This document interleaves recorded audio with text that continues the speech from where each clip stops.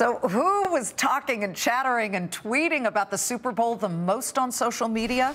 According to Facebook, yeah, it's women between the ages of 25 to 34.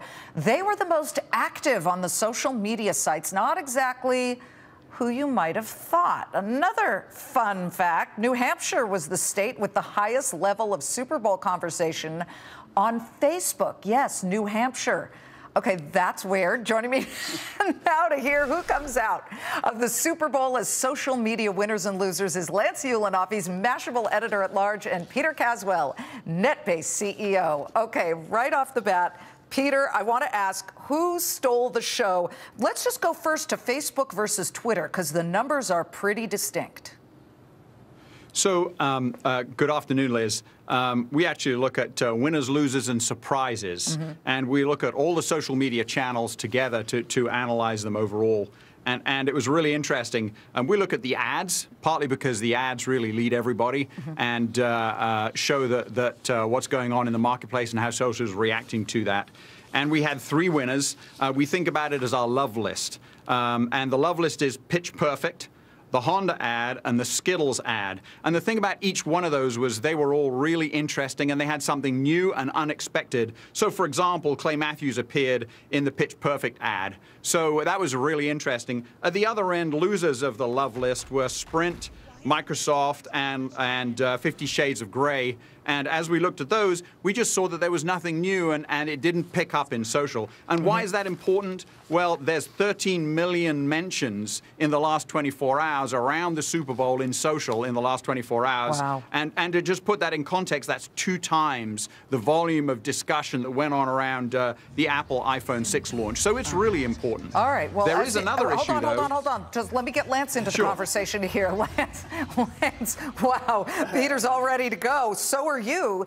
You give us your winners first and then your losers. 3 and 3. So winners, Katy Perry, Malcolm Butler, and Missy Elliott. Katy Perry, obviously, an amazing halftime show that everybody was talking about, grabbing pictures. You know, on Twitter, we had 28.4 million tweets, and many of those tweets were screen grabs of the incredible halftime show. Well, that creature thing. And by the way, look at the feet. Do you see the characters all dressed in black? That's very Warhorse, which was a huge show on Broadway where they had horses being led along by humans. I mean, this is what I mean about the Super Bowl this year. Something for everyone, from the game itself to the halftime show. It had so much for people to react to. Malcolm Butler, who made that amazing interception. This guy, a rookie, no one was really talking about it. And of course, the end of the game, that's all they could talk about. Missy Elliott. By the way, tweets at that moment hit 395,000 per minute. Because it was a shocker. And then you have stuff like Missy Elliott coming back. Right. You know, come back, and everybody's talking about that. And on the losers side, we have the obvious. Pete Carroll, hashtag worst play call ever. That just blew up.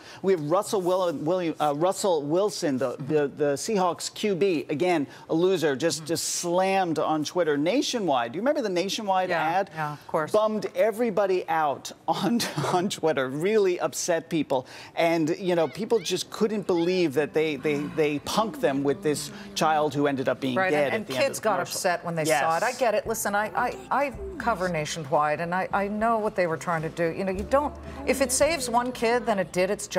I just don't think the Super Bowl was maybe an appropriate place. Yeah, but there's a lot of volume and conversation going in lots of other channels. So, for example, Vine picked up on the biggest surprise for us in the Super Bowl, which was the sharks dancing. And you want to look out for lots of shark costumes in next year's Halloween, this year's Halloween, because you know what? It really took off. The press didn't see it that way, but social really did. Well, I was just going to say, you know, Facebook is 1.3 billion people, so of course they're going to have more volume, more people. But they also say on Facebook 1.36 million people per minute were engaging in Super Bowl-related activity during the game. That is enormous. So no matter how you look at it, it was a social media win. Super Bowl this year was a high level of engagement like we've never seen. I was gnawing on a rib. I mean, I wasn't tweeting. That would have gotten my phone all dirty. I was eating ribs. I ate with one hand, tweeted with the other, and kept it going. Okay.